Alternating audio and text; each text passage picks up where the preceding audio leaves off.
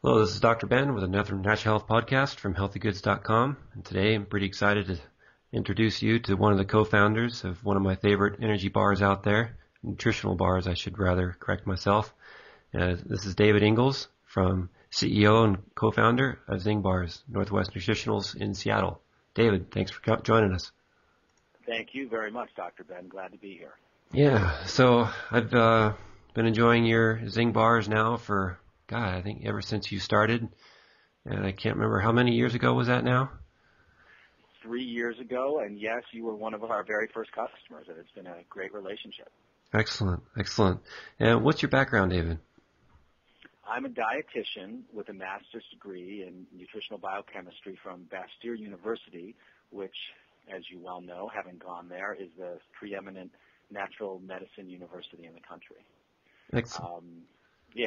And then just briefly, after graduating, I've been in private practice for about 5 years as a nutritional consultant, and I see clients with a wide range of dietary issues, everything from food allergies to high cholesterol, diabetes, and you name it.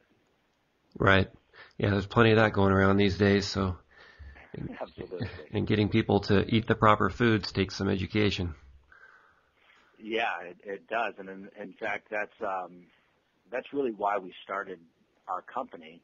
I started with 3 colleagues to essentially provide a healthy snack for our patients. We were counseling people every day to eat small, frequent meals and sort of lower the huge caloric intake at each particular meal, spread the meals out throughout the day to provide consistent energy and stable moods. But the problem was they weren't able to embrace many of our suggestions, like, say, a peanut butter and celery or a cottage cheese and carrots. They were either too messy, or they didn't fit into their busy schedule, or their sort of flavor preferences. They wanted something tastier and more convenient, but there wasn't really anything on the market in terms of a quick grab-and-go food that provided what we would like our clients to eat. So, that would be like a low glycemic carbohydrate, high protein, healthy fats, and that's really what led us to create Zing Bars. It's sort of an outstretch of the work we were doing with our clients and our patients. Right. Excellent. Yeah, I hear you. And patient compliance is extremely important. I mean, you can make all the recommendations you want, have the best suggestions that you can think of, to all the research and preparation, and have your patient all excited to follow the treatment plan, but go home and get frustrated and not be able to accomplish it due to busy, stressful lives. Right, exactly. So, yeah. Okay. Well, great. And how'd you come up with the name? Well, there was a number of names. We actually had a list of about 100 different names, and we were going back and forth. And being nutritionists, a lot of the names were maybe a little bit more staid and a little bit more clinical. And we thought, this is a bar that we want our clients and their kids and people to be able to embrace. The nutrition sort of gets a bad rap for being a little austere, and we wanted it to be more accessible, more playful, and that's really what we're trying to bring to the world, is something that, Zing Bars, definitely that's healthy and it tastes good, but that also has sort of a playful, accessible, like, this is something that anyone can pick up and eat and feel good about themselves for treating themselves well, and feel good just physically because of the way it interacts with their body. So Zing moved to the top of the list because we just thought it had a little playful flair to it. Yeah, it's well named. Thank you.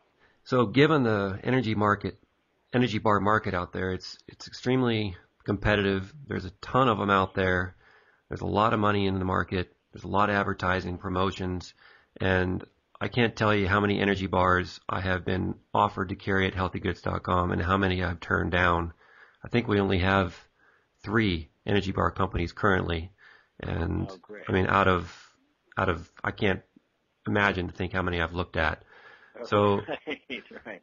Yeah, I mean, I personally know, what to look for in a bar, but how would you explain to our listeners today, how to choose a good bar and what the crap to avoid out there besides high fructose corn syrup?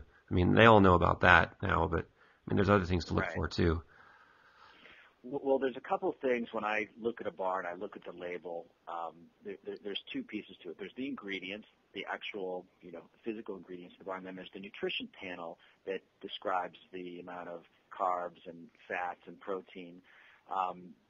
Starting with the sort of just the basic nutrition panel, you're going to want a high amount of protein. Protein digests slowly. It boosts metabolism. It provides your muscles with the building blocks that they need. And so you're going to want a minimum of 10 grams of protein in that bar. There's a lot of bars out there that are just a fruit and nut bar, for example, and it's great. They sort of fit the Michael Pollan, food should just have no more than 5 ingredients, and I love that ideal. The problem is, in order to get them to taste good, the sugar content is really high. So that's another thing I look at. You really want to be below 15 grams of sugar when you're looking at a bar, and a lot of these fruit and nuts bars are 20, 25 grams sugar. I look at the fruit leathers that the kids eat, and all of the calories come from sugars. And they're supposed to be, organic and really good for you, and they're marketed to kids. And what the sugar does is it creates a spike in your blood sugar that is then followed by a crash, and we can maybe sort of talk more about that. But that is something in our practices as nutritionists, and when I look at a bar, I try to prevent that crash. So I'm looking for a 10 grams of protein. I'm looking for less than 15 grams of sugar. And then if there's always going to be some fats in the bar. Where are the fats coming from? And in a nutrition bar, really it can come from a lot of places. It can come from dairy. It can come from we have some of the fat in our bar coming from chocolate, but nuts is the key area where you want those fats to come from, because nuts have a heart-healthy fat. It's called a monounsaturated fat, and it's very good for you. So in terms of the actual numbers, I'm looking for 10 grams of protein. I'm looking for less than 15 grams of sugar. Those are the main things. And then what's in the bar? What are the ingredients made of? Nuts are a great source of fat. We use a whey protein, which is a complete protein, or a rice protein for people who like to be dairy-free. Our bars are also gluten-free, and that's a huge issue for a lot of the clients that we see. For 2 of our founders have celiac disease, so gluten-free was an absolute must for us in creating this bar. So gluten grains, I have a great acronym for gluten grains. It's called BROWS, like the eyebrows. Barley, rye, oats, wheat, and spelt are the primary grains that have gluten in them. The one caveat, oats don't have the gluten protein, but they're often cross-contaminated. So we use gluten-free, certified gluten-free oats in 2 of our bars. Obviously, the fillers that you're looking, you want to be able to pronounce everything that's in the bar. So for us, we just use a nut butter base. We use a protein, as I said, the rice or the whey, and then we sweeten the bars with agave. And agave is great because it's low glycemic. It will not spike your blood sugars. It's also sweeter than sugar, so you can use much less of the actual sweetener. So part of the reason, or the way that we keep our sugars low in our bars, under that 15 grams, is because of the agave nectar. We just don't need to use as much of it. Right. Okay. Great. And which bars contain the whey protein, and which ones contain the rice? So the rice protein, the vegan bars, is our chocolate coconut, our peanut butter chocolate chip, and our cranberry orange. So those are the 3 that contain the rice protein. And then the whey protein would be the chocolate peanut butter, which is a chocolate-coated peanut butter, the oatmeal chocolate chip, and the almond blueberry contain whey protein. Okay. So those rice protein bars are suitable for vegans? Absolutely suitable for vegans. No animal products in the rice protein bars. And we wanted to also cater to the whey protein is actually a superior protein source in terms of availability. There's a technical term called biologic value in terms of protein, and that basically means that the BV means how much of that protein you can digest, assimilate, and utilize. And whey protein and egg protein are the very highest on the scale. So we wanted a source of protein in part of our bars that would be the highest quality protein you could have. But we also have a number of clients, a number of customers who are vegans who wanted a rice protein, who didn't want any dairy in the bar, and that's why we came out with the 3 flavors without whey. Correct. Good. Good. And as you know and experienced and being formed in what you and I passionately know as the Bastyr bubble, the standard medicine is really accelerating into basically a wall. So, and a lot of doctors and other health professionals are realizing this, and they're trying to steer away from that. So what is Northwest Nutritionals and Zing bars contributing to people who are seeking effective health?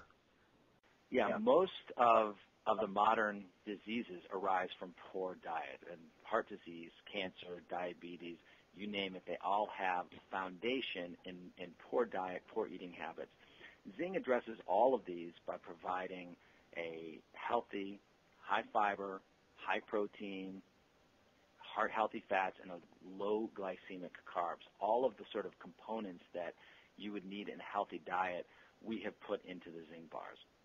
We've put a lot of attention to detail and to quality and to flavor. So what are you most passionate about? You know, simply put, nutrition. Providing information and food for people to lead healthier lives. That's my mission in my life, and I feel like Zing bars is providing a unique opportunity to carry out that mission. And which one product of Zing are you most excited about, if you have one such product, and why is that? Well, we have 6 bars, and they all have their sort of it's mainly a difference in sort of flavor and texture, and everyone has their different favorites. All of the bars, interestingly enough, fit our sort of standard nutritional profile, which is the high fiber, the high protein, the heart healthy fats, and the low glycemic carbs. The one I'm probably most excited about is the chocolate coconut, and that's because it is an unbelievably moist, savory, delicious, almost a delicacy bar. People eat it and they say, "Oh my gosh, this tastes like a candy bar." And at once I cringe to hear that because I don't want to be associated with a candy bar. And at the same time, it's an affirmation that this really does taste good. This is something that people can eat day after day after day and enjoy it. And it also has 6 grams of fiber. It has 10 grams of protein. It has more fiber than any of our other bars. I mean, it is by any standard the healthiest bar we have, and it's also the tastiest. So it's a really unique combination of exquisite flavor and excellent nutrition, and you really can't beat that. No, and I commend you for that, because nutrition to standard American diet is not savory foods. It's right. It's Right. tasty food is fast food, microwavable, high sweet food. So if you can accomplish superior nutrition in an outstandingly tasty bar, that's fantastic. And at the same time, people can enjoy it without feeling guilt. If they're eating a candy bar, they're going to feel guilty. And that's... Yeah, there's going to be that emotional piece to it. Yeah, and that's not good. I mean, I think it was Gabriel Cousins who wrote the book Conscious Eating, right? I think that's what it's called. And it's